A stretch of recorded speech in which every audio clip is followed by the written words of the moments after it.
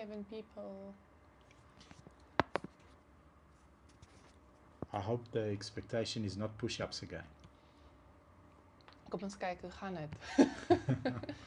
Maybe Rhino challenges me again. Okay, TikTok. Tickety TikTok. Oh, I'm enjoying your content. Thanks, bro. Alrighty.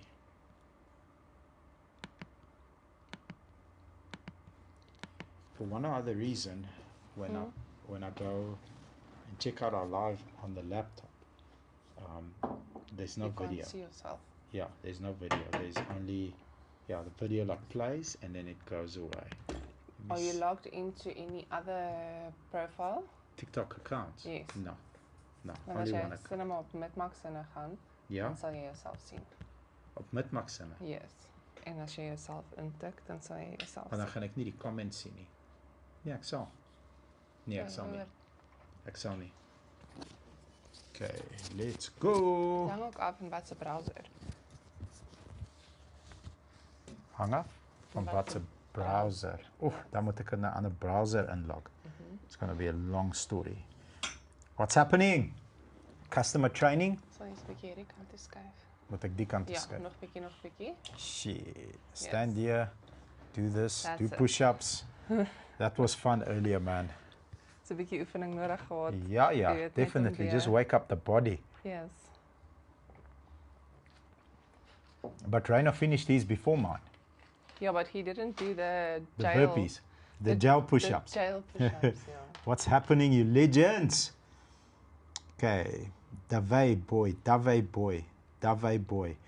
JJ. Davey boy. I'm sorry. Hi, Uncle Bobby. JJ. Digovic. JJ, where are you from? Very interesting surname. Sorry, man, I butchered your name. I'm sorry. I'm sorry. But JJ, where are you from, brother? Poland. Polish, maybe? Where are you from, JJ? Zalma, the Pretoria Zalma. Wat beteken Zalma? I don't know. What does a Zalma mean, brother? I need to plug myself into the slang. I've been missing out. Uncle Bobby, what? Away, Uncle B. What's happening? Schultz. Delano Schultz. What is up? Okay, customer training. Off the cuff. Unlike Monday's business class, off the cuff. Any questions? Okay, your grandparents are from Yugoslavia. Nice to meet you, brother. Very, very nice to meet you. We are same, but different.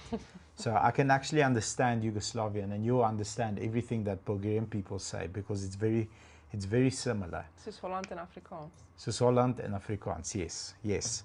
It's almost like when a sober person speaking and then they get drunk. same. You need to become a car salesman. What training does one need to become a car salesman? First of all, you need a training session in patience, brother, because, and I think we can kick it off there. When we get our new cadets in, I always say, okay, Google what a doctor earns. And then they start off at 40K a month. Once you've done the 5 years plus 2 years, the Zuma years, the ones that you are going to have to go work in state hospitals, work crazy hours, like learn how to not sleep and all this other stuff.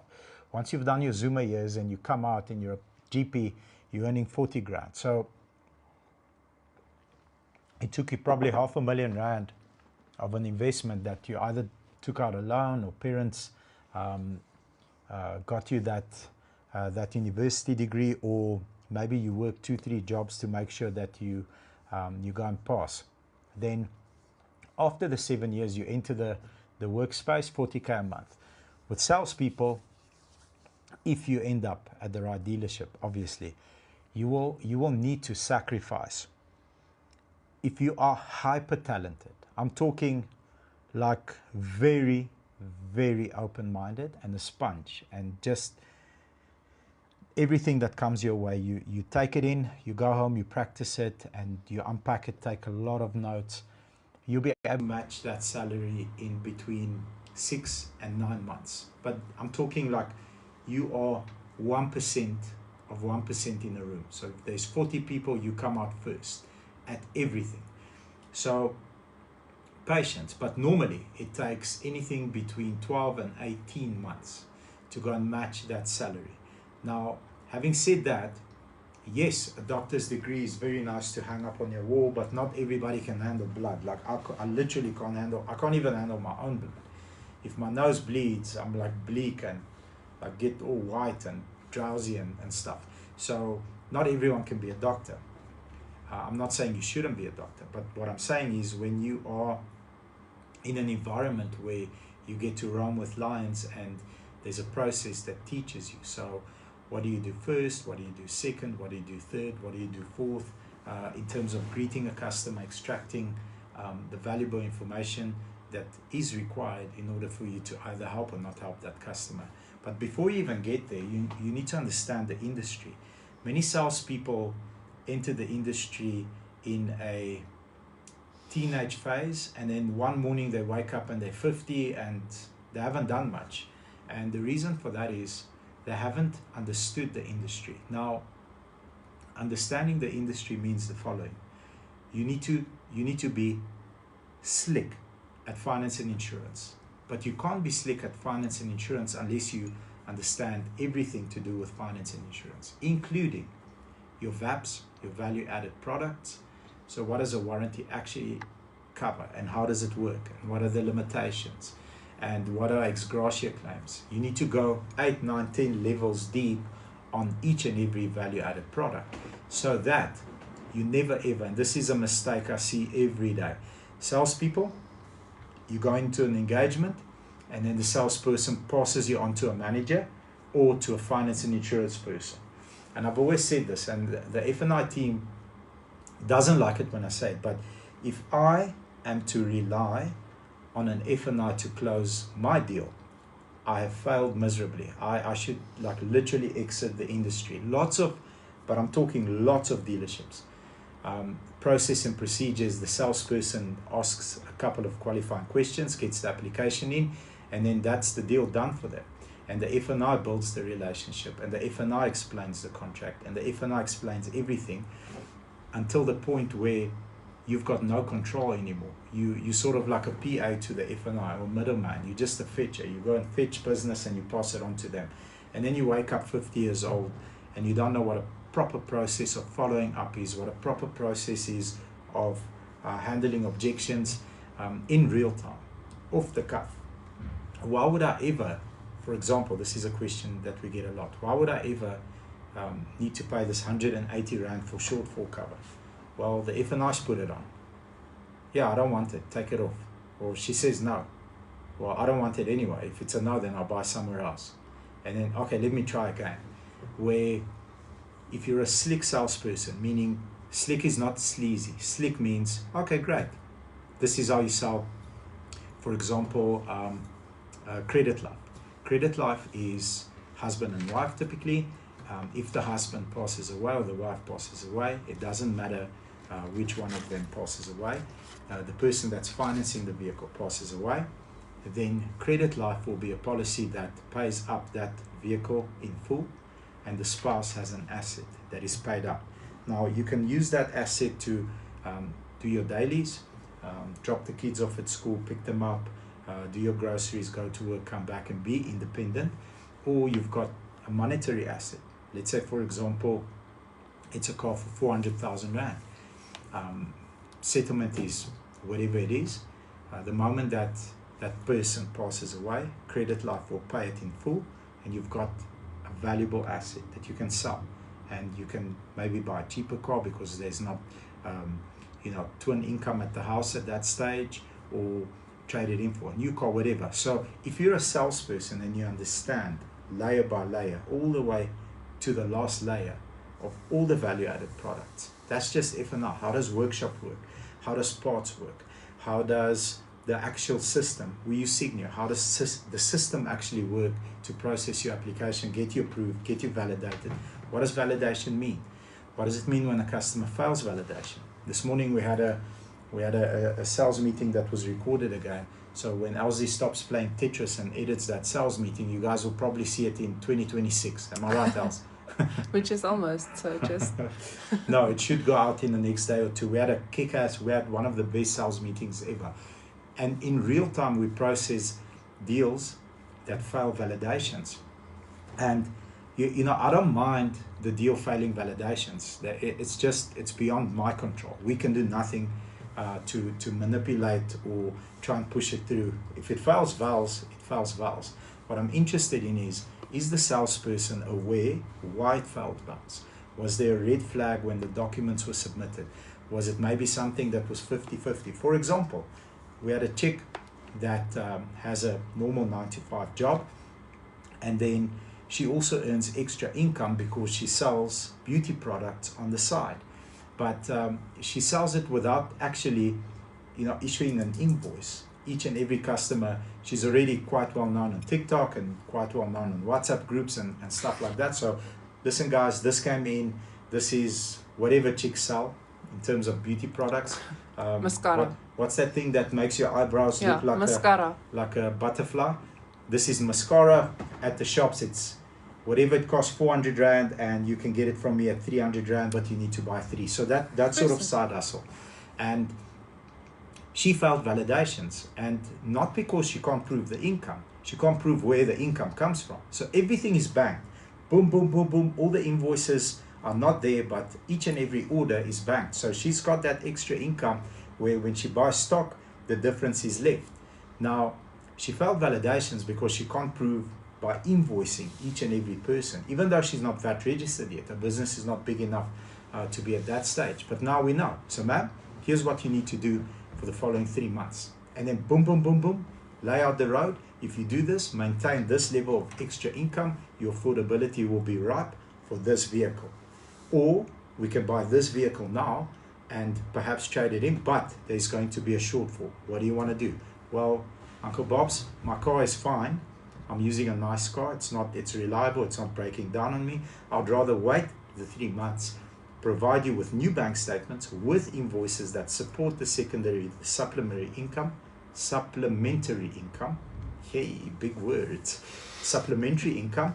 And once you guys are happy with that, will it pass vals? Absolutely, because we understand why it failed. The bank says that according to our records, we can't prove the income. This is why. Boom, boom, boom, boom, boom. So having said that, that's the only way, that's literally the only way to become a very good salesperson, by understanding the whole process. So the next time around a similar situation comes up, Louis was the salesperson at that stage. Louis will ask, can you provide us invoices for this? It will make the validation process a lot easier, and here's why. So I hope I answered your question.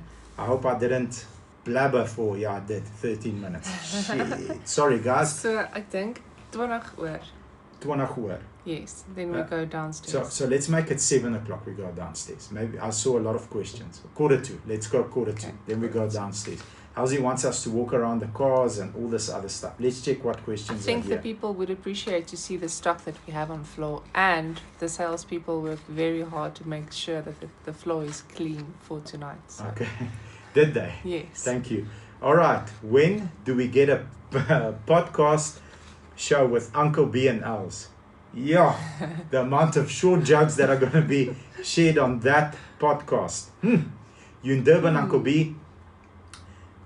Sydney, the beer. We were 2 days ago. We had a very nice conference. It was Was this yesterday. Yeah, 2 days ago we did the conference. Yes. Elsie doesn't even know what day it is. What year is it, Elsie? So it's a good thing. It's a good thing. If you know what day it is, you're not working hard enough. Yes. So we did a presentation to a group of hyper successful CEOs, but the category was quite cool. Under 40. So if you're over 40, they scoop your gat there. Go. We're no longer interested. So hyper successful group that's under 40. There was a youngster there that brought his parents, and the dad. We just figured out who the dad is. The dad's a dollar billionaire. Okay, I looked him up. When you told me the company that he wants us to speak at, he wants us to speak at his company in February. Dollar billionaire. Multiple companies, from steel to furniture. Everybody knows who this guy is, except me. I didn't know who he was, and then Elsie also didn't know. And the guy, you can you can literally, he came up to me after the conversation, shook my hand. I really like this point of view, this point of view. I saw him. He's an elderly guy, slick hair, pulled back like this. I like this point that you made, but I want to ask you a deeper question. Boom, boom, boom, boom. So I'm like, what do you do, sir? Yeah, I do a few things.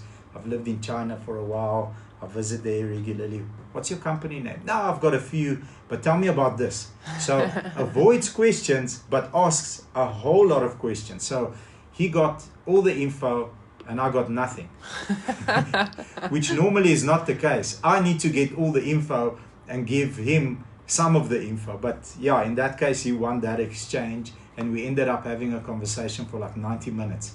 And then his wife came.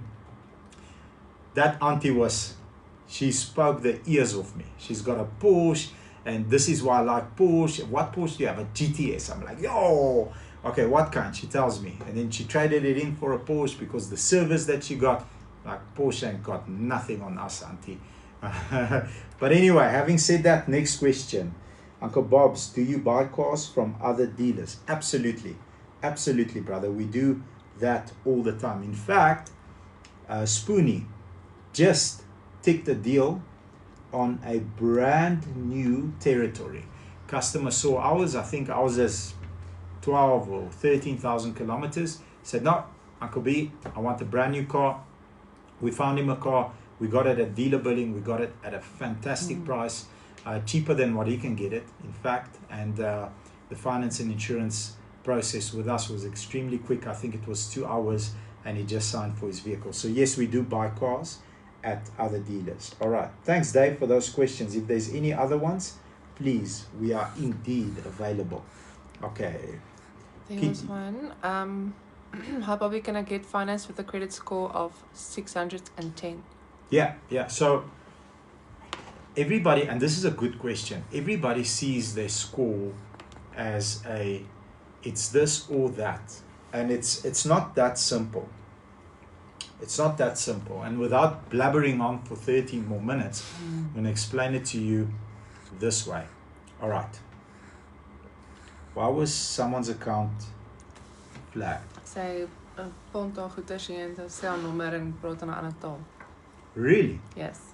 Oh, she's punting her product on our live in a different language. Yes. At least do it in English, Helmi. But I see there was a TikTok surveillance that also flagged her account, so I just AI. possibly. Nice. Okay, so back to the question, and the question was, will I qualify with this score? It's literally impossible for me to say yes or no. Even if your score is 800, we get it a lot. 800 score, decline. 530 score, approved. It depends at what stage of your life you are. Typically, a low score means a first-time buyer. If you guys finish watching this live, at the end of the live, go back to the post we did at 4:20 today. So we shot it in that beautiful hotel that we were speaking at in Durban and where we stayed. But the post is exactly on that. So when you're a first-time buyer, your score is low. The finance and insurance team really needs to perform for you to get you approved. The car needs to be right. The equity needs to be right.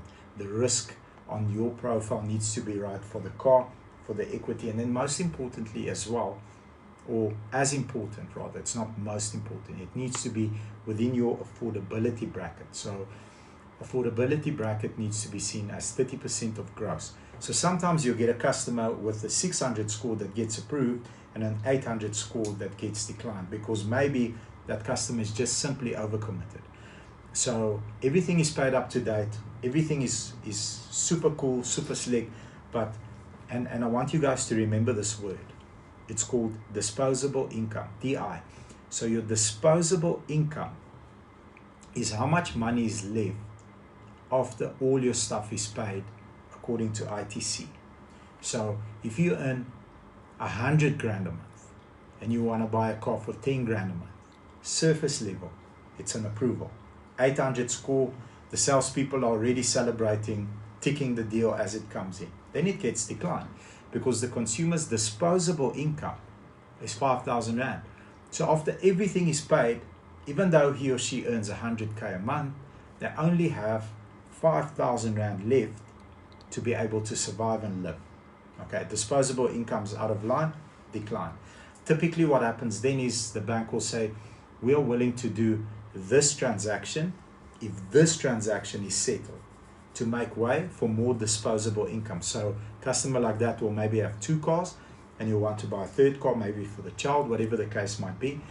Then they'll say, okay, settle this car, and then we'll give you this loan. And then the conversation goes, if the settlement is very low, sometimes they manage that, or whatever the case might be else. Okay, we've got more questions. Daily Film Videos also asked a question. Do you want to take one from the phone first? Okay, let's take one from the phone. Okay. Uncle Bobby, I'm hunting for a CX5, but I do not see a lot of them on the road.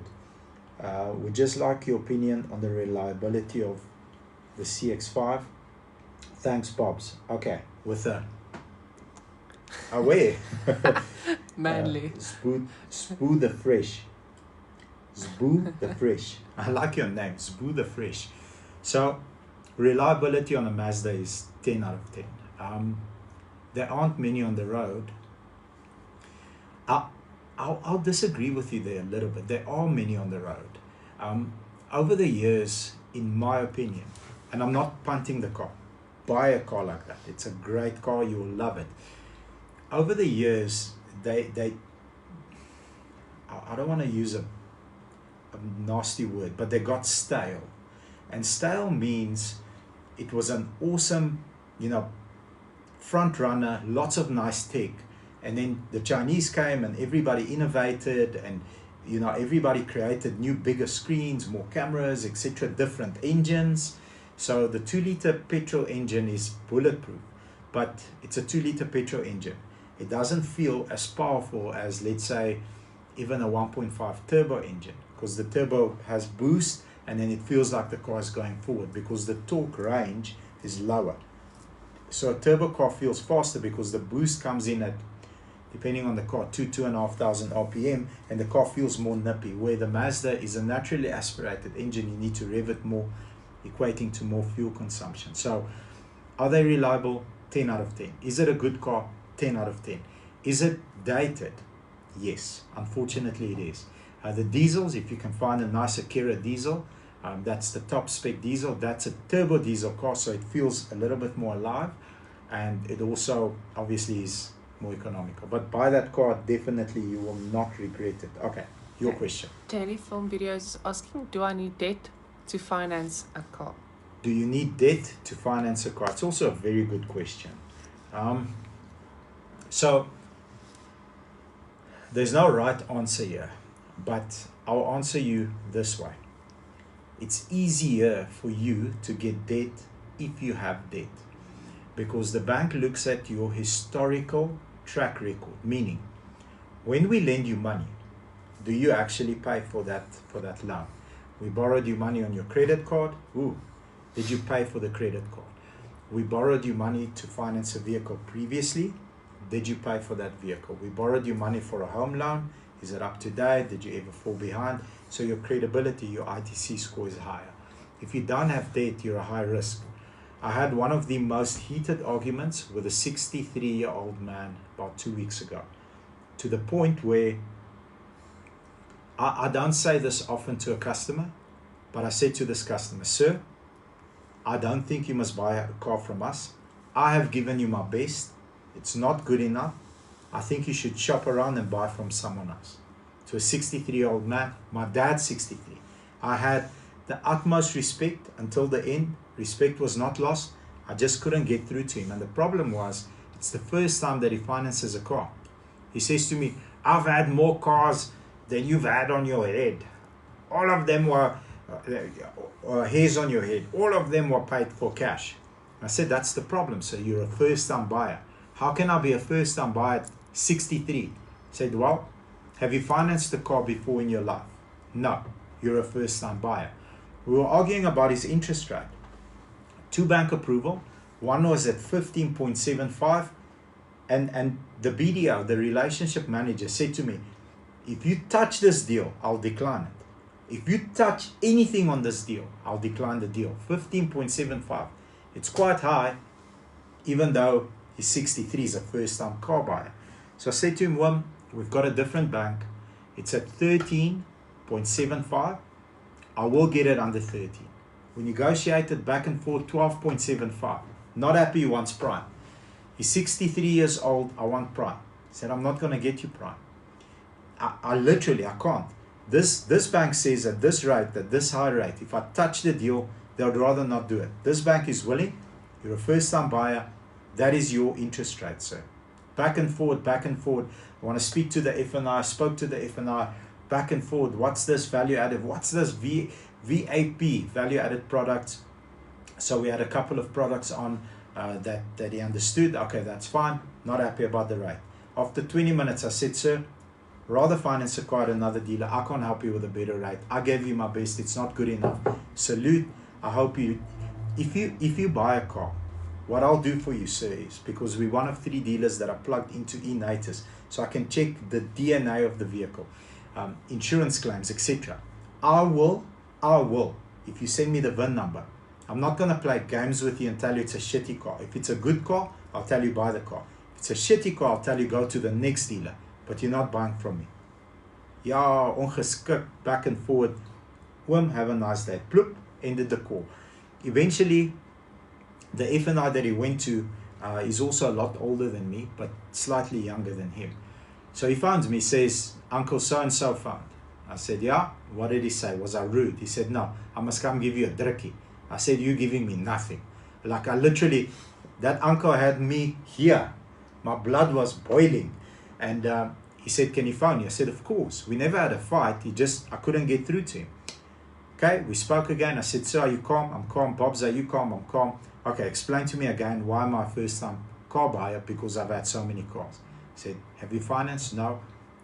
In the bank's eyes, you're a first-time car buyer. Okay, at 63. And his score was around your score. So I didn't blabber for too long, I hope. Okay, yeah. Cool. Let's just grab this. Nas, how are you, brother? Good, how are you, sir? Lekker. We're on the live, but are you going to do one more? Or are we done for the day, sir? No, I'm done for the day on my side. The other one is just moved to tomorrow. But you're consistent. Thank you, sir. No, 100%. Thank you so much, sir. And I see you also had an okay day. Yeah, we did well. Rhino did well. We had a great day. Yesterday and today was very good. Thank you very much, sir. Fantastic. Let's just keep going. Yeah, the buyers are happy. They've got cash flow. They've got ammo to go and hunt. Cool. And we need to then stop. Yes, sir. Fantastic, sir. Thank you so much. Have a beautiful night. Bye-bye. Thank you, sir. Bye-bye. Bye-bye. Okay. Let's have a look. There was a few questions. What is the best vodka? Yo, I don't know. I stopped drinking alcohol 15 years ago. It's the best decision I've ever made. But yeah, I don't want to participate in a sport that I can't win. And I've never seen someone win drinking. Maybe you're going to be the first, but I suggest you don't try. Rather not. Drink, what are we drinking? USN BCAs. Yes. Those are delicious. Ja. So daar's dus 'n vraag Golf 8R of BMW M140i. Golf 8R or BMW M140i. So we recently traded in a Golf 8R on a BMW 240. It was not a 140. Okay, customer brought it in, bought the 2 Series, and then it was Saturday. So I'm looking at this Golf 8R. I'm like, this looks nice. So I've just driven them around here. I never took one home, and I had a church event. So it's a nice open road to Midrand, which was awesome. And then on the way back, there was a 911 Carrera S, yellow in color. So if you're on the live, you know what happened to you. So we're driving on the highway at a reasonable speed, and I've got kick-ass music, and I'm fired up. We had a great church service, and I'm going home now. So I flash him, say, kom uit die pad uit. So he doesn't. I'm like, this dude's ignoring me because I'm in a Golf. But I know his car's a non-turbo. It's a flat 6. So I flash him again. Nothing. I'm like, okay. So I come into the middle lane, and ek steek hom. It's got acro pipes. And then I don't know what speed I was doing, but I was doing a certain speed. So I go past him and I look at him fail, like a lesbian in a bar. I just look at him like this. And then the guy's looking at me like, how is this golf passing a Porsche? So I'm looking at him fail, like, I got you, come in front, and then I slack off. And then like a kilometer later, our friendly highway patrol officers with a Golf GTI, with their lights and flashing me, I must pull over and all this other stuff. So I'm like, shit. I hope I wasn't going over 160 because that's a problem. And it's Sunday. So anyway, we stopped next to the road. So they're like, why are you driving like this? I'm sorry. So like, you're racing a yellow Porsche. I'm so sorry. So we start chatting. And I said, no, I just wanted to overtake him. I'm kind of late. He says, well, you're going to be very late. I said, I'm so sorry. Anyway, the second guy comes out and he says, Uncle Bobby out. I'm like, how are you, homie? What's happening? Good, good. Do you have any nice A3? So they warmed up to me. And I said, officer, I was speeding. I'm very, very sorry. Can you please give me a warning? I don't think I was driving over 160. What do you think? Anyway, exchange. And then hopefully they'll become my customer very, very soon. Highway Patrol. So a Golf R is freaking amazing. A 140. A 140 is, what are those dogs that they use to jump over things and like crazy dogs? What are they called? It looks like a German Shepherd, but it's smaller. What are those dogs called? What are those dogs called, man? It's like a T-Rex, but a miniature T-Rex. That's a 140. A 140 is sliding around, and then it's naughty, and then when you upshift it, a 140 is naughty. A Golf R it does everything so well. So depending on your personality, if you are very naughty, buy the Golf R. Because too naughties is going to be a problem. But if you are a calm driver and you just like the speed and you like the power, the acceleration, and everything else is sweet, then you can buy the 140 and have some fun with it. But both cost, in fact, buy both. That's my advice to you, brother. I love both of those cars. What am I driving? I'm driving today a 340 X-Drive. One of my favorite cars. Like, it's too good. It's not even good. It's too good to be true. So it's a straight six with a big turbo, and it's an X-Drive. So it's kind of like the Golf R, but on steroids. It's very fast. And I hope no Porsches are on the road tonight, because I'm definitely overtaking you. Definitely. Except not in that stretch of road where I was last time, because, yeah, I don't want to have those conversations again. Love the shirt. Appreciate you. Thank you. Delina Scores is asking if someone's affordability is at max because of home loan, and the person renting property out, can you assist to buy a car? Read the question again. If someone's affordability is maxed out, because of home loan, even if the person is renting a property out. Okay, that's a good question. If you have a lease contract, okay, that's signed, not a P&A one, a proper contract that's signed, you can use that income. If that income comes to your account and it says rent, so it can't say frikkie duisel or gift or present or money or salary, whatever the case might be. It can't say that. So if it says rent, and then you can provide the rental agreement to the bank that matches that amount, you can use that amount as supplementary income if the rental contract is in place. But that's a very good question. I like that question. We need more of those. Doesn't it also have to be, the house must be paid in full before the rent counts for? No. Because they cancel each other out, and it increases your disposable income. The DI goes up when there's a rental agreement in place. So definitely, you can certainly buy a car. Can I be your exclusive electrician, the Spark Master? Send me your number, brother. We always need good electricians, and I hope Quentin's not watching this. Quentin's my homie. I always phone him, hey bro, this thing is not working, that plug. But Even if you can't be mine and you're very good, then I'll refer you to some people that might give you work. So send me your number, no problem. Can I finish here? Yeah. Matty, how do we get the dealer to show us the interest rates they get? I don't believe they send us to all. Okay. They send, okay, so it's a two-part question. I don't believe that they send our applications to all the banks.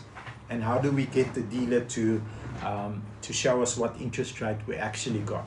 Very good question. So the first question is going to be answered by the second one anyway. So let's do this way. When you apply with us, I'm talking about our processes and procedures. And most dealers either are doing it or should start immediately. We apply to all the banks. It's on a system. It's called Signio. Push a button, apply to all the banks. So it's ABSA, Westbank, MFC, Standard Bank, Marquise Bank. Boom, all the banks. Then they come back with what they come back. So even on 800 plus ITC scores, it's very rare that you get 5 bank approvals. But the stronger you are as a customer, the more banks approve you. What we are looking for always is at least a 2 bank approval, because then you can sort of pin them up against each other and say, okay, but this is providing me this, and this is the best rate. So how do we know they apply to all the banks? You just ask them for the podiums. So the podiums are going to show you, for example, Standard Bank declined you. Here's the podium. Here's the reason. There's a reason on the podium why you are declined. And then Westbank declined you as well. Here's the reason. Here's the podium. And then we've got Marquise, ABSA, and what's the other one? Marquise, ABSA, and MFC. These are the 3 banks that approved you. Okay. And this is the deals that they are presenting you. And they send you the podiums. And then you can go and see the structuring of the deals. So, for example, typical example, MFC has step payments. It starts off here. After 12 months, it goes up. After 12 months, it goes up. After 12 months, it goes up. So that's the offer on step payments and a normal, traditional, standard process that they give you a loan against.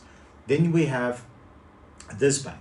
So this bank does not offer step payments. It's an MFC product for now. I know the banks are looking at maybe doing a similar thing, but not in the very near future. That's the answer that I received from most of them. Okay, then we'll have a certain interest rate. Then the third bank has a different structure. So some banks will go 96 months, no residual, 84 months, 10 or 15% residual. When you have all the podiums, so you have 2 declines, 3 approvals in front of you, that's pure transparency. You can't fault the dealer for doing that. But if he or she says, you know, we applied with all 5 and only this bank wants to do the deal, but they haven't applied with the other banks because maybe this bank, and this is also a real thing, it's like legit a thing. So the banks will target good dealers. So they'll target us. So a certain bank will say, we like this dealer. No customer complaints, very high credit scores, and the vehicles that they sell we know are reputable. So for this dealer, for the next X amount of months, we're going to throw money at them. We're going to throw DIC, kickback, lots of kickback. So where we pay you, let's say for example, normally 12 Rand per 1,000. For the next 3 months, we're going to pay you 25 Rand per 1,000. Okay. That bank will take majority of the business from that dealership on the same rate. That happens. It's a real thing, legit. Okay, now, what happens is some dealers will say, okay, we're being targeted by XYZ bank. We're not even going to send to the other banks. We want to do business here because they're giving us the highest kickback. Okay, that's not fair, because even though they're giving us the highest kickback, they might be bumping up the rate to offset that initial X amount of money that they gave you so that it tapers off towards the end. You have to submit to all the banks. Now, in a situation where you have a bank that's targeting a dealer, throwing DIC, throwing kickback against that dealership because they want to take that business. And let's say, for example, that specific bank gives you a 13% interest rate. Okay, but another bank with almost no DIC gives you 12. It is on the dealership to make sure that they offer you the 12 And then what they can go and do is say, all right, we know you're targeting us, okay? You need to match 12. Okay, but your DRC will fall. So what? Match the 12. Present you with the two figures. I'll present you with the two figures. We did a live the other day. I don't know if that video posted, but customer, very good return customer of ours, exceptional customer, comes back and he trades in a Supra that he bought from us. So the Supra settlement was, I think, 800. All right, he wants to buy a new shape Mustang. I was very, very transparent with him, and I said to him, sir, I have 80,000 Rand profit in the Mustang. It's a 1.2 million Rand car. It's only fair that we return 80,000 Rand back to the company for that large investment. Because what if it stands 4 months? It's a problem. Okay, so we have 80,000 Rand profit in the Mustang. Okay, the Supra, because he went to Ford first and he found out what he can get on the Supra. The Supra settlement was 800. He was offered 700. Okay, the bank that was targeting us at that stage, threw 80,000 Rand DRC against the deal because it's a top tier customer. He's got like 4 or 5 cars with that specific bank. So 80 and 80 is 160. I said to him, all right, sir, let's process this together. Okay, are you sitting? Yes. What's the best offer you're getting on your car? 700. Sir, you buy my Mustang, I'll pay you 800 on your car. He says, how much? 800. Are you sure, Bobs? I said, I don't drink, I don't smoke, I don't do drugs. I now and then put a zin in my mouth for the nicotine because it calms me down. But I'm dead sober and I'll pay you 100,000 Rand more than what you've been offered. Okay, how do you do that, Pops? Because after a couple of cars, you don't need to applaud me for this. I'm not saying this to buy face with you guys. I'm just explaining how a bank targets you. Sir, I told you we have 80,000 Rand profit. The bank is throwing 80,000 Rand against your transaction at the rate that you required, that you desired. I've got 160 in the car.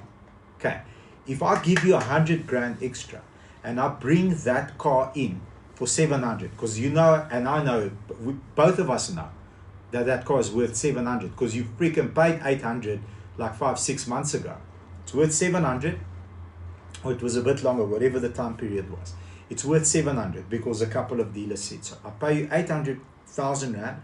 I sacrifice 100,000 Rand of the profit, so I make 60 on the Mustang, 60,000 Rand on the Mustang, and I bring in your vehicle at 700. I can still sell that car for 750.99, make 60 here, and get DIC on your car. Does it make sense? Says, Bob's, I'm not even ever going to shop around. Salute my brother. Sent him his Mustang, got the Supra in. He had made one of these special covers. Then it says Supra and GR Racing and all this other stuff. Do you remember the car? Yeah. It was still in the boot of the car. DIC's Dealer Incentive Commission. Jaws Bengu. DIC stands for Dealer Incentive Commission, and the street, the slang is kickback. Kaksi Brat, Boriswav. If you're my cousin, okay, if you are my cousin and you're on TikTok watching my TikTok live, brother, you're going to put me in tears. If you are my cousin, if it's that Boriswav. If it's you, just answer yeah. But if it's not you, you're still a brother, no problem. Cool. So when you explain it to a consumer that way, not only do you gain trust with the consumer, but the consumer feels informed, because the next time around, even if a bus hits me and I'm dead, he's going to go buy at a dealer or buy at this dealer hopefully again, and he's going to ask me these questions. How are you structuring the deal? And if that dealership does not send it to all the banks, it's a loss for the customer. So blabbering along again, how do I know that they've sent it to all of them? Ask for the podiums, and then you'll see who's approved you and how, and then who's declined you, and most importantly, why they've declined you. Okay, next one. Thank you, Uncle Jules. You're welcome, my brother. What is the best investment car to buy right now under $1 million? The best investment car to buy under $1 million. Yeah, probably a Land Cruiser. I still can't wrap my head around those things. Yeah, most Land Cruisers. I'll give you an example. My dad bought a VX300, brand new, 1.55 million. It's got 50,000 Ks on the clock. It's worth 1.55 million. Because the new one's price is almost at 2 million rand, and his car's clean and neat. It's worth what he paid. He's been driving it for 2 years. It's got 50,000 Ks. Like, I can sell it like in 30 seconds because I've got people that are asking for that type of car. And in terms of an investment car that's older, the 325 ISs right now, they are bonkers. Like, if you can find a clean one around that price, a clean one, clean, that hasn't been built up or rebuilt or refurbished by some muhu in a garage alley somewhere, that's also a good car to buy. And a CSL M3. If you can find a CSL M3, that's the one. But they're already fetching 3 million. And not long ago, they were 1 million rand. What sorry? credit would you advise a person who earns a low salary to take to increase the credit score? Okay, great question. Do not take a personal loan. Ever. A personal loan eliminates you from the market. And I'll tell you why. When the bank goes through your bank statements and they see a personal loan, maybe the advice that you received is pay it up and that will build your credit score. It's bullshit. A personal loan from a banking point of view, so the lens of the bank is this. This person earns this salary and he needs to take out a short-term loan, personal loan, to get through the month. He can't even afford his lifestyle and he wants to get more credit, but he has to use a personal loan to go through the month. So don't do that. What I would suggest you do, a cell phone contract. That's a good one because it debits your account. A very small credit card, let's say 10 grand limit, you go 5,000 rand into the credit card, and let's say, for example, you're supposed to pay 1,000 rand a month or 6,000 for 6 months. You pay it off every single month. Pay a bit more. Like if you borrow 5, first month instead of paying 1.5, pay 3 grand. Next month, settle it. And then another good one is a clothing account, but you need to be super careful. Super careful, because the clothing accounts, they regularly report to ITC. So do cell phones, so do credit cards.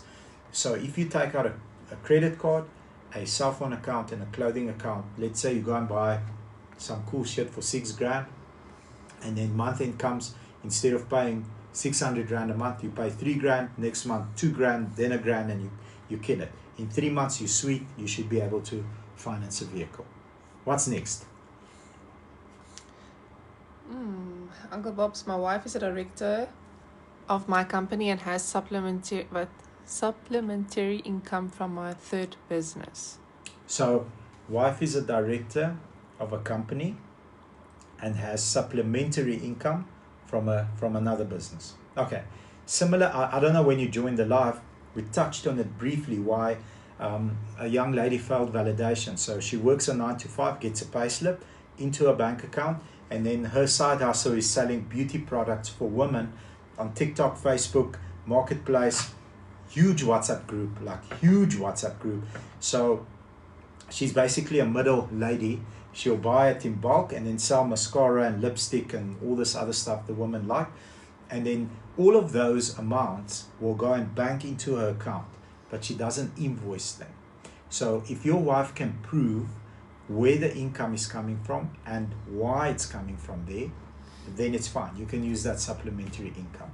The challenge is if, let's say for example, she is an accountant and she does accounting for, she does some other people's books, and that payment is, let's say, 3 grand a month. If the bank statement says, van Johan af, from Johan, 3 grand, we don't know who's Johan. Maybe she makes lunch at work and then one day her lunch isn't lekker, Johan wants to go and eat at another place. So it has to be very detailed, specific. Even if she invoices out on the invoice and says this is your performer invoice, services rendered, accounting, ABC company, accounting services in the account, it's consistent, you can prove the income over a long period of time, the bank will consider that. So people were commenting dog names earlier. Yeah? Is it Border Collie that you were No, looking it's at? not. Is it It's, Jack Russell? No, Okay. it's Soos wat lyk die hond? it Wat looks se kleur? like a German Shepherd, but thin and fucking crazy. Yeah, I'll figure it out. I'll figure it out. Okay. Why do people buy new cheap Chinese cars instead of used German or Japanese cars with better quality? We can speak about this until tomorrow, but it's a great question, and I wanna answer it this way. Real life scenario. Real life dollar billionaire that we met on our trip to Durban. He's got businesses in China as well, and he says, Uncle B, because we had a Chinese discussion with Mr. George, CEO of Auto Trader, and then like a beast of an investment banker. That guy's, you can just smell the money on him. He is an absolute animal. It's his family's hotel, absolute beast. And he pokes at the Chinese cars because now he wants a reaction from George, who's obviously got the most data in the country in terms of increases of leads. He knows how many get sold because if it goes on the platform and it goes off, then he also knows how long it takes. So he's got amazing data, and he provides the dealerships with that data if you advertise with him, and you are allowed to go on the back end and use that data to your advantage to know whether a model is popular, gaining popularity, whether it's losing popularity, how many are available in the market, like amazing data. He's got the most data. Out of everybody, he's got the most data and the cleanest data as well. So Mr. George explains it very well, and I'm going to steal it, and it's not mine, it's his. It is 80% of the quality at 60% of the price. And then I start chatting to this billionaire man's wife, and she says to me, you know, and I spoke about a tank because it's the first time we drove a tank, and I actually like the car. We used it to go to the airport, came back with it. I used it last night again because it was raining. I think it's a freaking cool car. I like the car. It's the first Chinese car that I really like. I like all of them, but this one I really like. And then she says, Uncle Bobby, you know, maybe I must buy a tank. I'm like, Auntie, let me ask you this. What car did you drive before your current car? Before you tell me what you're driving now, what car did you drive? Because money is not a problem. It's literally not a problem. Well, I drove a GTS Porsche. Said, okay, cool. Did you like the car? Yes. Why? Well, the power, the sound, the look. You know, I looked back and I locked the car and I looked after it. And when my friends come there, they can't put their handbags inside because when they pick it up, it scratches the dash. This is what the auntie said. Real cargo. They must put it in the boot, Bobby. I don't want their bags in my car. I said, as one does. Don't hit me. What do you drive now? I drive a brand new Cayenne, couple of months old. I said, here's the thing. If you go and get the tank, it will disappoint you because you currently drive a Cayenne with 4 million rand. Okay. The tank can't be a 4 million rand Cayenne, but it will do almost everything as good as your Porsche while not being a Porsche. Okay, so 80% of the quality at 60% of the price. And that's why people are opting for Chinese vehicles. Now, again, another conversation. If you drive an X3 2020 model and you go and buy a brand new Moda, okay, you're going to like the screens and the cameras, and when you stop, it's like a 360 view. You're going to like the techie stuff. But if you drive it for a while, and this is a fault that me and Elsie spoke about on the way there, said, switch off the radio. What do you hear? Says, I hear wind noise. I said, yes, you hear wind noise. Because number one, the design of the car, it's a lot like a G-Class. It's a bit bricky, and you know, the aerodynamics are not as good as on a sedan car, whether it's Chinese or German or alien. It's not going to be as good as that. But if you drive a G-Class, for example, something very expensive that has a similar shape, you don't hear the wind noise. So 80% of the quality at 60% of the price. And when I spoke about this on a podcast with George, like a couple of million views, people took me out. They said, yeah, we don't care about wind noise. Just turn the radio up. I understand. But to answer the question, you know, why do people opt for this rather than that? at a better quality, we can debate the quality, because the quality on the new ones is decent, it's good. So 80% of the quality at 60% of the price. I hope I answered your question, because I tried my best. What's next? Belgian Malinois. That's the one, Belgian Malinois. That's a freaking T-Rex trapped in a little dog's body. That's a M140i. I've literally never heard of this. Okay, dog. Google it. Those are the dogs that run up walls and catch things, and then if they miss, their handlers are underneath to actually catch them, otherwise they'll break their neck. Fearless dogs. I saw a guy in the back of his house. He built like a huge thing with like chicken wire, and it's an enclosure for his dog. Okay. So it's quite big. So he locks the dog in there. So the dog goes in there, thinks it's a game. It jumps over the thing. It's like, yeah, this is not meant for me, bro. So it's like a little T-Rex. Belgium Malinois. Belgian Malinois. That's the dog. Cool. Okay. It is 7 o'clock. 7 o'clock. All right, Andre, link is in my bio, brother, and the draw is on the 27th. The double up option is finished. We're not doing double ups anymore because there's very limited tickets that we have left. So unfortunately, we must provide everyone with an opportunity, and the tickets are slowly but surely getting sold out. So the ideal scenario is that we stop the ticket sales on the 26th, somewhere in the afternoon or midnight, and then draw the 27th. What time did we say? 12 o'clock. 10 o'clock. 10 o'clock Saturday morning is the draw. 10 o'clock Saturday morning is the draw. What do I think of the Navara Pro 4X? It's an excellent bucky.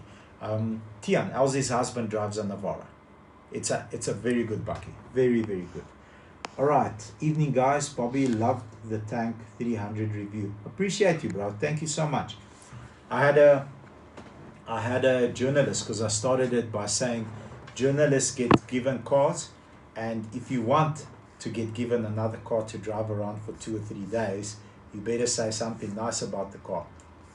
I don't need to say something nice about any car, because we bought it and it's our car. We can do with it whatever we want. But having said that, it was very impressive. It was quite cool. So you want me to walk around on the floor and do what? Ons gaan nog steeds questions antwoord. Ons gaan net die karre ook. Okay, perfecto. Oh, Nas answered the question. Belgium, thank you, Nas. Belgium Malinois. So you gaan ons hier Yeah, sure. Belgium Malinois. Belgium Malinois.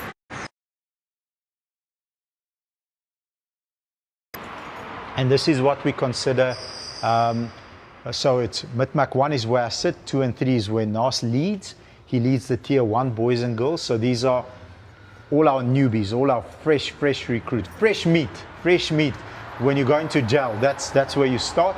And then Reino leads the tier 2 group. So once you've made consecutively more than 8 sales per month, then you'll graduate to this group. So this group, very high work ethic, and Reino helps them with more deal structuring, how to structure a deal correctly and present it in a way where it's favorable for the customer, but without having to push you for work ethic. So this is tier 2.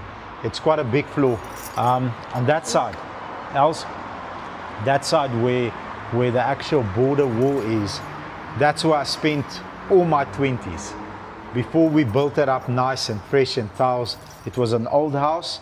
It had green shade nets. Just want to kill the score.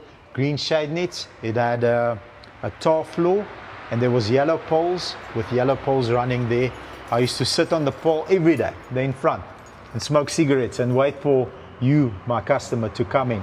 When you're there, I kill my cigarette, I open your door, and it's me and you, it's on, boy. So I spent my entire 20s right there, but we'll walk down quickly, and then we'll quickly have a walk through the floor and show you some of the cars. Yes, and do what? Sorry? Yeah, I would say we're gonna walk down and do what? And do what? Alrighty. So let's see how long it takes me to get this key story right. Cool. Okay, let's see. So ons is op 160 mense nou. Okay, so This is Mitmac 5, part of the Tier 2 group, and there we have Mitmac 4. So this used to be our HR consultant neighbor. We pulled in here. I went to the CCMA one time because I fired someone out of emotion. He took me to the CCMA and I said, no problem, I'll tell you cuck there at the CCMA because yeah. And then eventually my dad said to me, but how are you going to go and represent yourself at the CCMA? Do you have a law degree? I said, yes. He says that you got where? I said, on Google. He said, no, we need to speak to our neighbor. So what happened was, this was their offices, big, beautiful offices, and eventually they moved across the street. So he bought that property, built a nice, beautiful office that side, and he was kind enough to offer us this property, and we bought it from him and built it up. So my dad built this dealership from the ground up. I think it was 6 weeks. 6 weeks. Toppie builds fast. Yeah. All right. Els, they can take a guess who chose that picture there. Did you? What do you think? Yes, of course I did. And then this is Mitmac 4, also part of the Tier 2 group. So one manager runs both branches. We've had many variations. I've had 2 managers.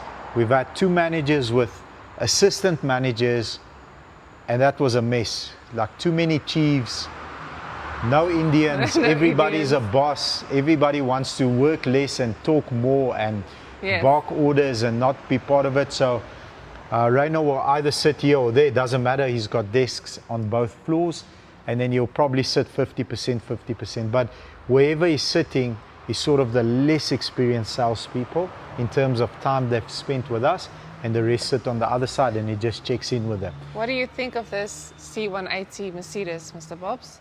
Mercedes? Yes. Average. I'm joking. Nice cars. Love these C-classes. And it's a prettier car than the 3 Series, unfortunately. Okay, if you buy this right here, your girlfriend is getting stolen by a GTI driver. But it's light on fuel. So you can drive around all night looking for her. Tell us a little bit more about this one. It's black. And it's beautiful. And it's cheap. Stupid. No. Let's take a walk here, Els. Cool. So what I would suggest is to actually say the kilos and the price and they can see the price, but just the kilos and the... Someone please buy this car. It's like the most amazing car to drive. Whoa, Elsie walked into a car. That's why the phone went like this. It's the most amazing car to drive, and it's been hanging out here longer than it should be. So if you're looking for this car, this is the one. It's manual, rev matching like an M2 comp, kick-ass car. Check it. So it's... How many? 316. Because we're walking around. Yes. People want to see the floors. Awesome. Els, what else are we going to show them? Ek love hierdie kleur. Yes, dis 'n mooi kleur. What's the color called? Turquoise. Yes, or Checker 6060. This is a Checker 6060, 2 Series BMW with LED lights. Yes. LED lights. Hello, Christy. The dealership is in Pretoria North. Yeah, Pretoria North. And then these are fun. So these ramps,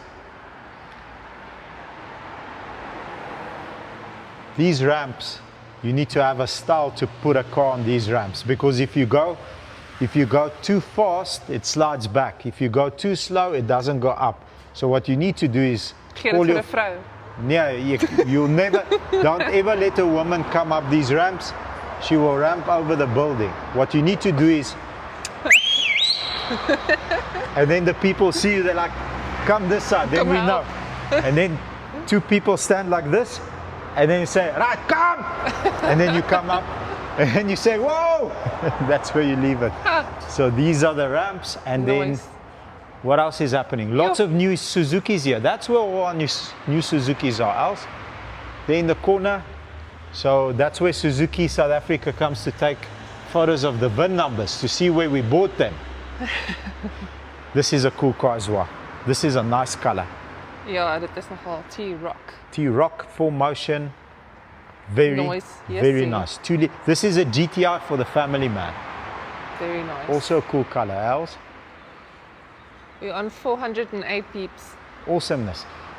So before we centralized our finance and insurance teams, so all of them sit at tier 1 where I sit, but before we did that, we had a finance and insurance department there in the corner. That's a kick-ass office. That's a cool office right there. And then what else must I show the people? Els? They're asking about pricing.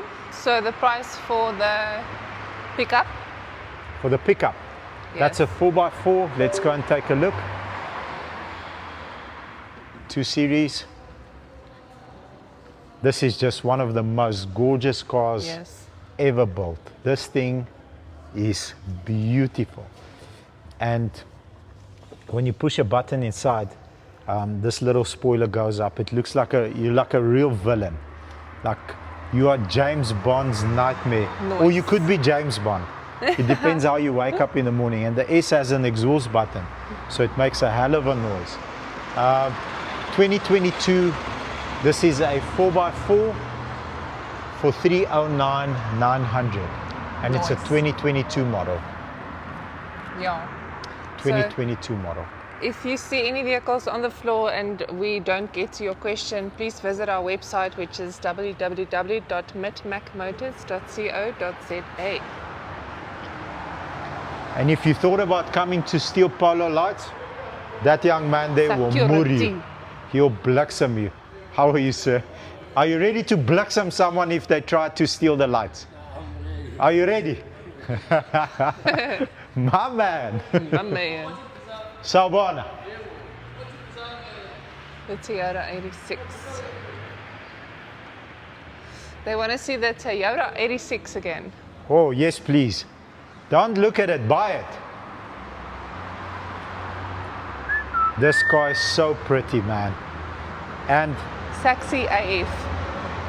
if you like driving, not like driving, if you enjoy driving, this manual gearbox rev matches. So like an M2, you're in 4th gear, you want to put it into 3rd, you just press the clutch. As you're putting it into 3rd, the revs automatically go up. So when you leave the clutch, it doesn't do this, as if a woman's driving. Don't know what you're talking about. Before this, we used to heel and toe technique. Those of you that know. The rest, you don't know. But with this car, you don't need that technique. So 4th gear, 3rd gear matches the revs. When you slant it into 2nd gear, it matches the revs and you're ready on the accelerator. Nice. This car is so much fun to drive. Hulle praat van 'n Audi. Oh, which one? The black one or the white one? White one? White one. Thunder? We mentioned earlier that if you buy this car, a GTI owner will steal your girlfriend. But because it's so light on fuel, you have lots of time to go and look for her. So this is a good car. Yes. If you want to save money on fuel. And yeah, if you're at a party and there's a GTI, leave the party. Don't go there. Moenie met hom praat nie. Sorry? Don't make eye contact. Yeah. No.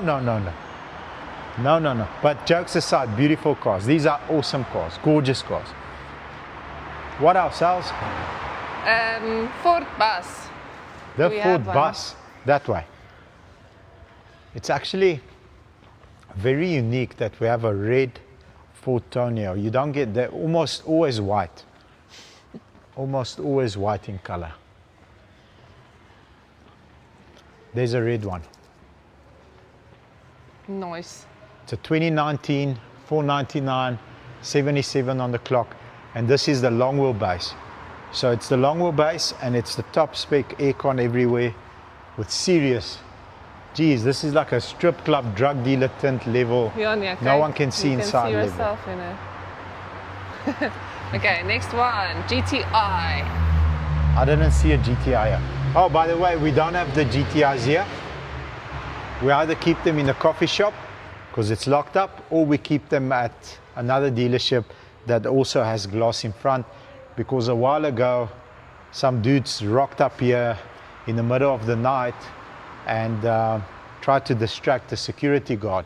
So they said, hey brah, can we use your bathroom quickly? So he said sure, and then there was 2 other dudes in the car. So the one guy walked with him to the bathroom and the 2 other dudes were busy trying to steal the GTI headlights. He picked it up, there was a confrontation, and then the suspects were restrained and the cops came, and it didn't happen again, thank goodness. But we took all the GTIs and the Polo with the IQ lights to another dealership, because these criminals come and steal the headlights. So, BMW M3, Audi TT, and Ford Fiesta. We don't have an M3 here.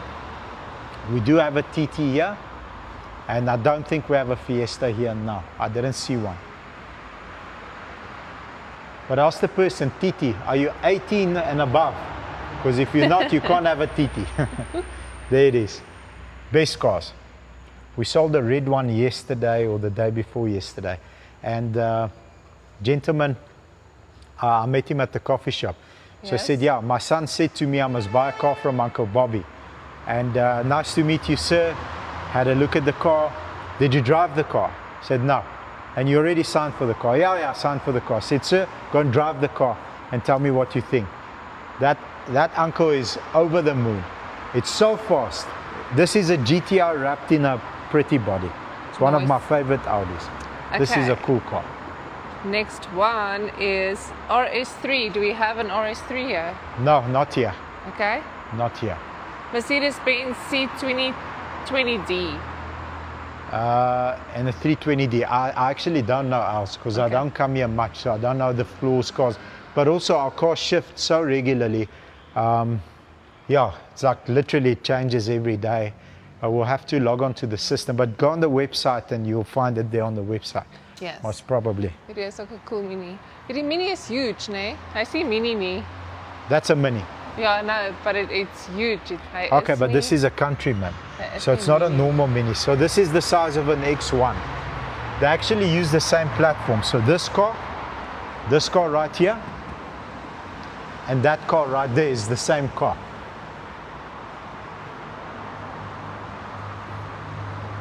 Somebody asked literally about the same. EcoSport. I'm coming. This one and the Mini Countryman is very similar. So similar platform, similar drivetrain. They share engines. The 2-liter D is the same as this 2-liter D. It's basically the same car. The Mini it's cool, man. The Minis are cool. And the BMW, it's awesome. Kick-ass car. Jy weet nog baie van karre af, so swer jy ou na dealership. Yo, how's? Okay, let's go.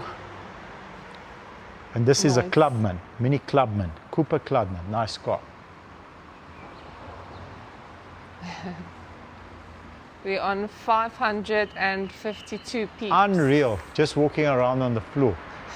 I thought I'm providing value when I sit upstairs and answer technical questions, and the people want to see us walk around. That was unreal.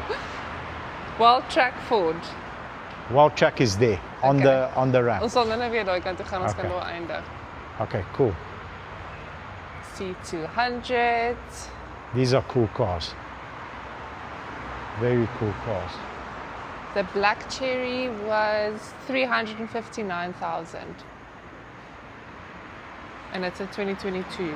Else, who do you think chose this image here? Seker dieselfde persoon wat hier so staan. Man, this guy's got style, whoever chose this painting here. He's got too much of style. Ek gaan dit change. Gaan jy dit change? Ach nee.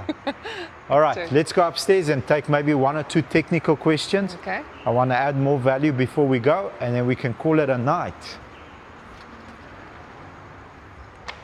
Thank you. Lekker.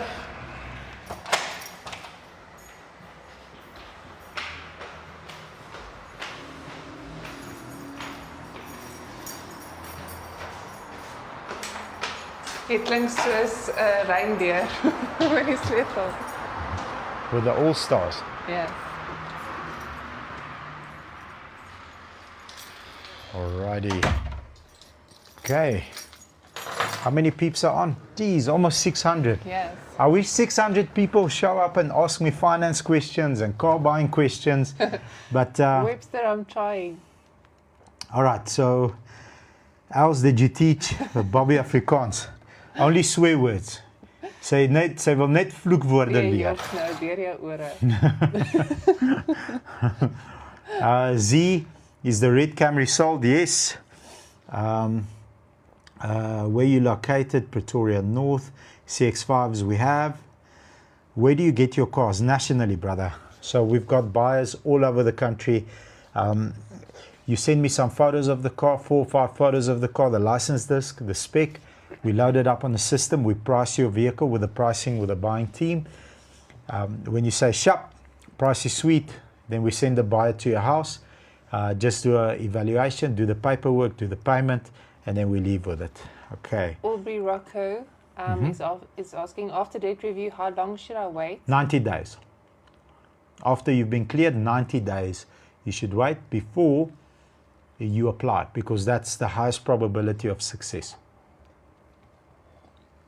If you're impatient and you end up at a finance and insurance person that does not know what they're doing, they will go and load you on the wrong car.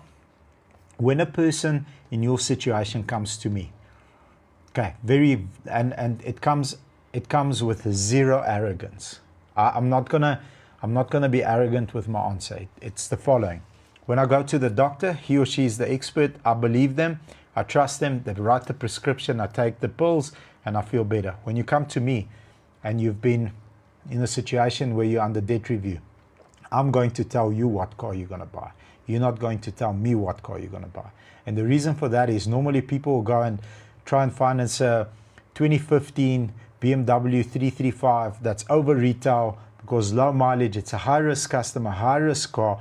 Your affordability is not in place. The equity is not in place. So when people end up with those F&Is, they'll get declined, and then they'll get declined again, and then they'll get declined again, and then the bank will block you.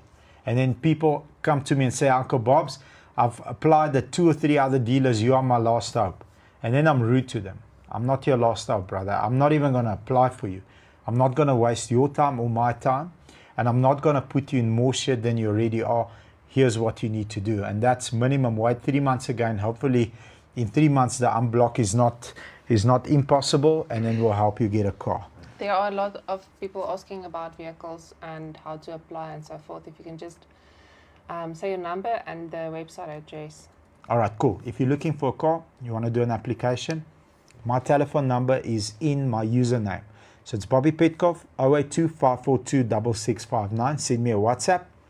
If you want to sell your car, send me 4 or 5 pictures of the car with the license disc and a full description. We will price your car, send out the evaluating team, and they'll just do quick paperwork and payment. If you want to buy a vehicle, send me what you want. If we don't have it in stock, I'll find it in a day or 2. But what we'll do in the meantime is get you pre-approved and validate it so that when we find the vehicle, you can put pen to paper, but no longer pen to paper. You can just sign digitally and we'll be able to give you a car. John Pinar is asking, as a leader, what are some of your key practices to make sure you stay ahead of your game?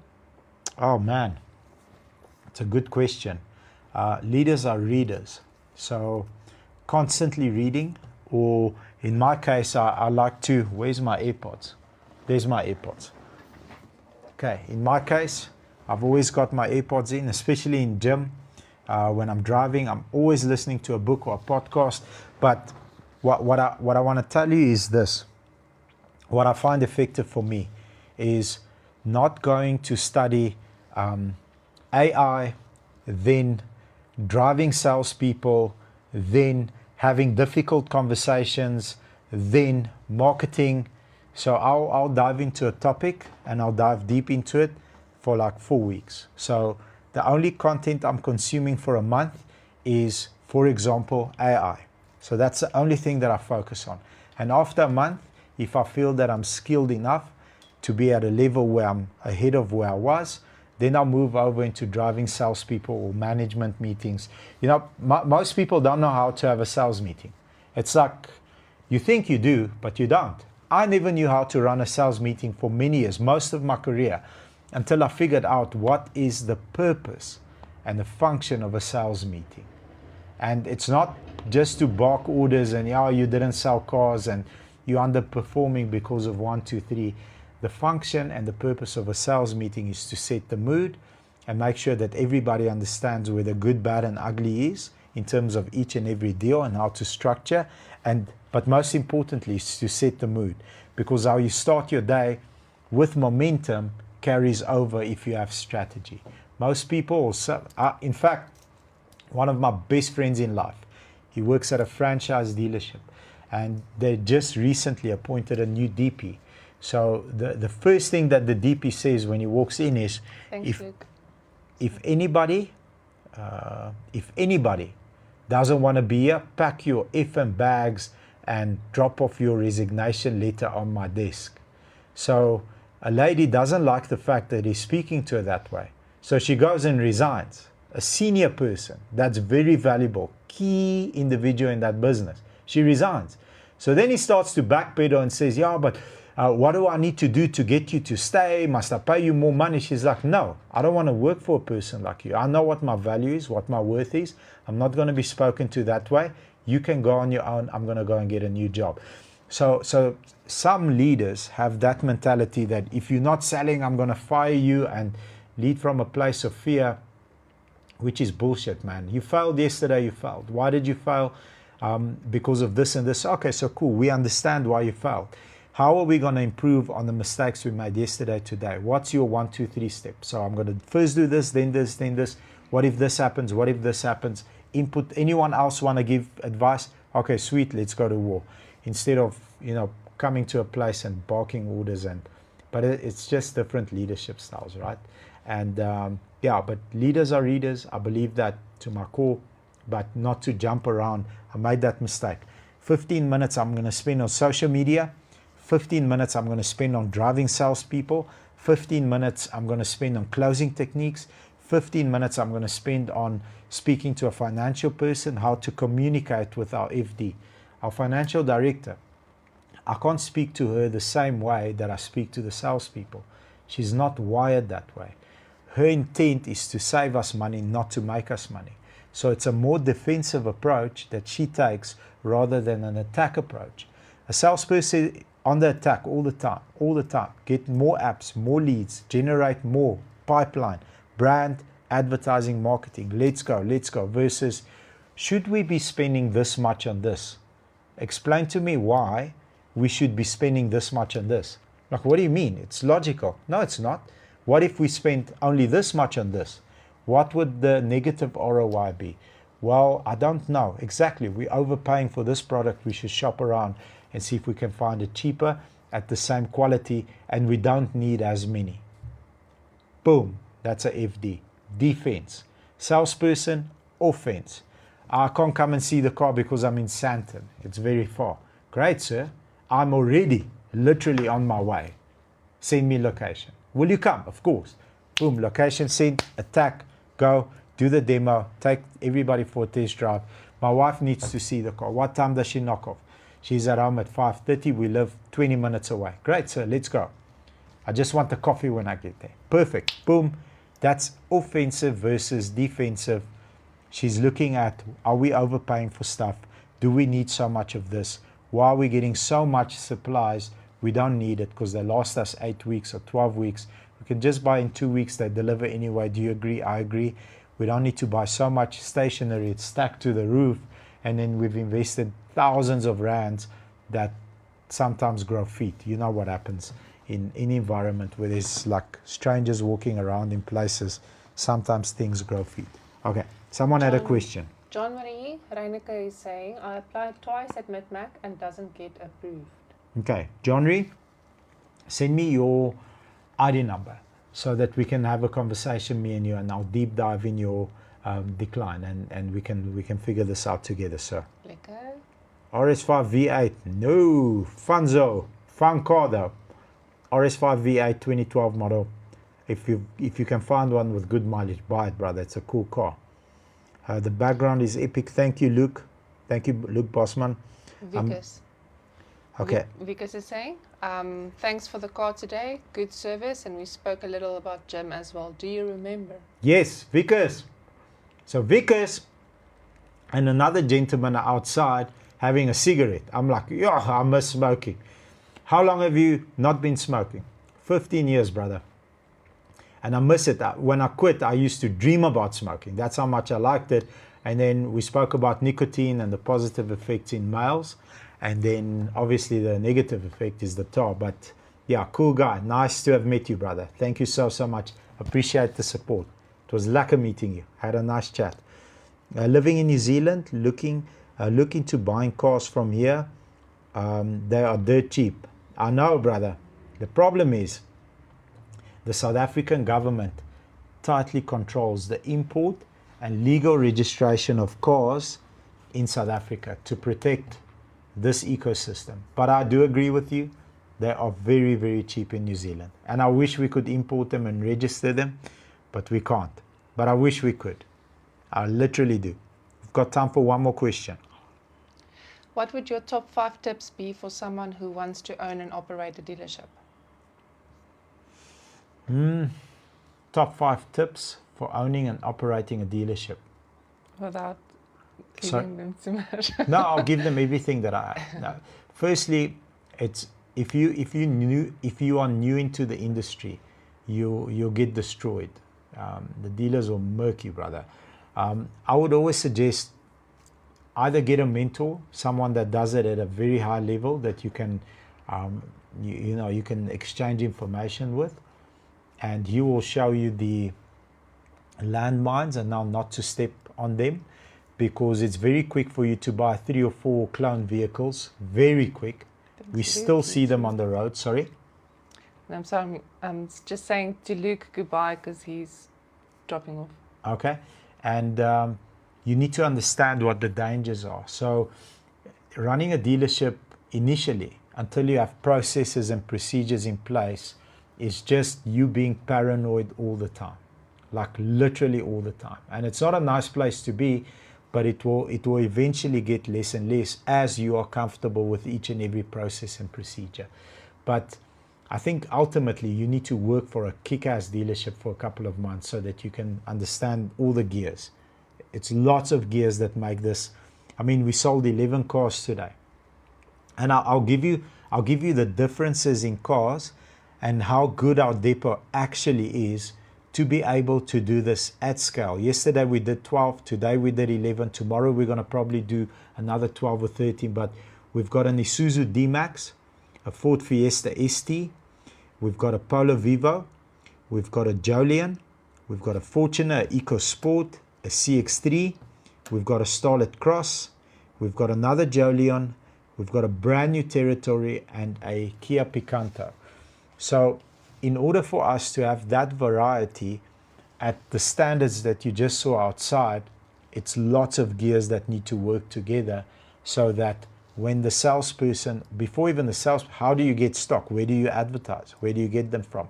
How do you recon that stock? Because you can't just get it and then sell it. It needs to go through a process. Every single used car has something. You need to figure out quickly what it is and make sure that you eliminate that something. So it's a brand new second-hand car that you're selling. And then how do you sell? How do you deliver? How do you do the financing process? How does the payment take place? Because you can't take cash. If you do, it needs to be reported. After 49,900 Rand, it needs to be reported. Even though they paid it into your bank account, you still need to report it. So there's lots of legalities that you need to have in place in order to operate a dealership. So I can't give you 5, but I can give you 500 or 5,000 because it takes time, man. It takes patience and time. 1 more minute. Yaku, honesty is number 1. Absolutely, always, brother. The problem will be customers and registration. We're currently experiencing a massive backlog in our registration office. So we had a woman that resigned, and we got another woman. She couldn't handle it, also resigned. And then we got a dude and a woman as well. So not that the dude's better than woman, but now we've got a dude and a woman. So 2 people to do that job, which in my opinion is a 1-person job, but they're drowning. and we've got a couple of unhappy customers. The license discs are taking a little bit longer, so we have to issue temporary permits. But you know, that seems like a minor problem. It's actually a huge problem at the moment, and luckily we're almost there because the managers came together and everybody's helping out, pulling the weight together. But that's just, you know, how do you even register on someone's name? It's not easy. It needs to be a process. Paperwork needs to go in. With us, we can do it digitally, but not for every customer. And the customer is in a different province. You can register but can't license. Then you can't give him number plates. Now you have to spend money on Q4U.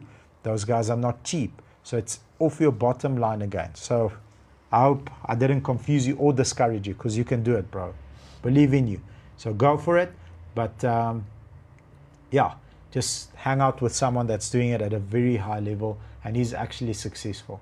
And the dealership makes money. It performs. It generates a profit and it employs people that are happy to be there. Having said that,